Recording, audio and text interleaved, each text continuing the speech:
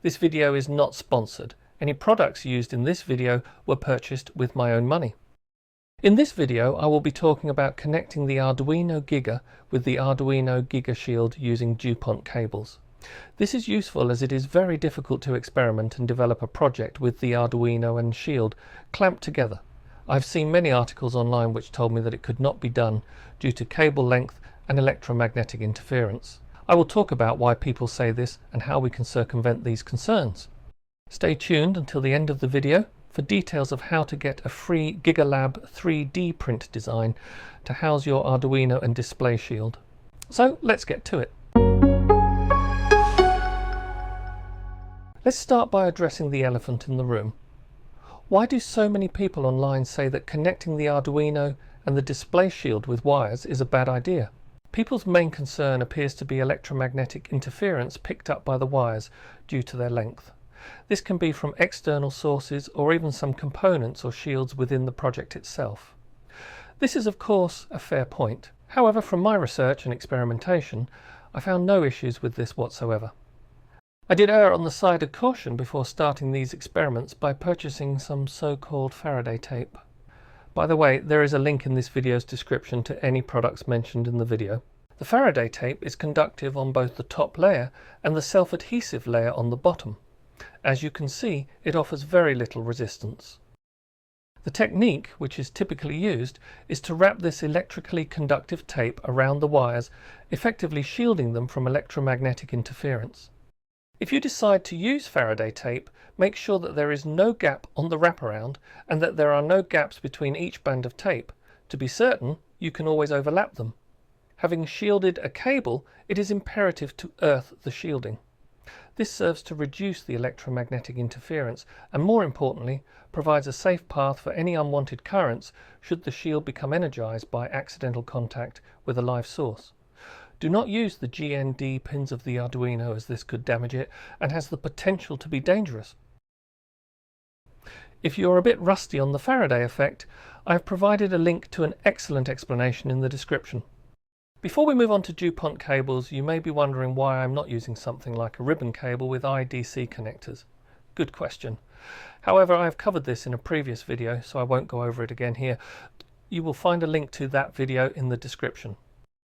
So, all we need to get started is the Arduino Giga, the Arduino Giga Display Shield, and 44 wires with male to female Dupont connectors.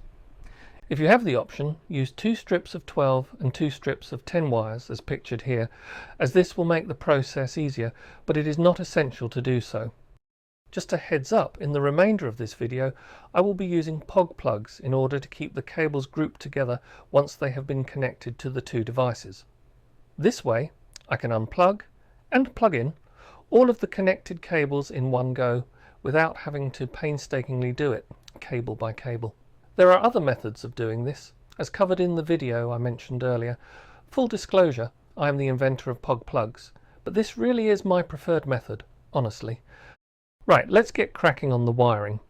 The wires I have used are 30 centimeters long, as this suits my project needs, as you will see later. You could of course use shorter wires if your project requires it. To illustrate the technique, I have used 2 wires to show the correct connection methodology, a red and a brown wire. The colour of the wires is not significant as it is merely for illustrative purposes. Note how the red wire connected to the display shield's pin connects to the same column of the Arduino socket, but in the opposite row. The same connection method can also be seen with the brown wire. You can see that the red wire is plugged into the pin and socket labelled 3.3 volts. The labelling serves as a good double check. The same principle applies to the remaining pins on both the 24 pin and 20 pin connectors. Using this methodology, all of the wires will line up correctly, emulating the connections you would get if you plugged the display shield directly into the Arduino. A word of warning for users of older Arduino Giga versions. On some of their older circuit boards, the 3.3 and 5 volt labels may be transposed, as can be seen here. Thankfully, it makes no difference to this project as the labels themselves can be safely ignored. Nevertheless, extra care should be taken with this particular connection as the labelling cannot be relied upon. If you are planning to use Pog plugs on your Dupont connectors, make sure that all of the Dupont plugs are seated with their recesses exposed to the outside, that is, not facing the plugs on their opposite side. This is important as this is how Pog plugs maintain their grip. So let's take a look at the completed wiring. Pretty neat, eh? Now let's test it to make sure it all works. Works perfectly. And it even includes some shameless self-promotion. But wait, there's more. I have always wanted to say that. Do you remember when I said to stay tuned until the end of the video for details of how to get a free GigaLab 3D print design? Well, here it is, the GigaLab.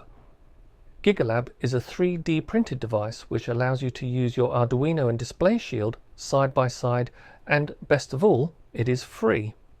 The necessary 3D printer files can be downloaded free from my Ko-fi shop in the zip file format. You will find the link to my shop in the description. Using the GigaLab means no more obscured connections, fiddly wiring or scratched display screen. It also has an integrated cable storage solution and a place for tools and components, so head on over and get yours. Thank you for watching, stay safe, and I will see you soon.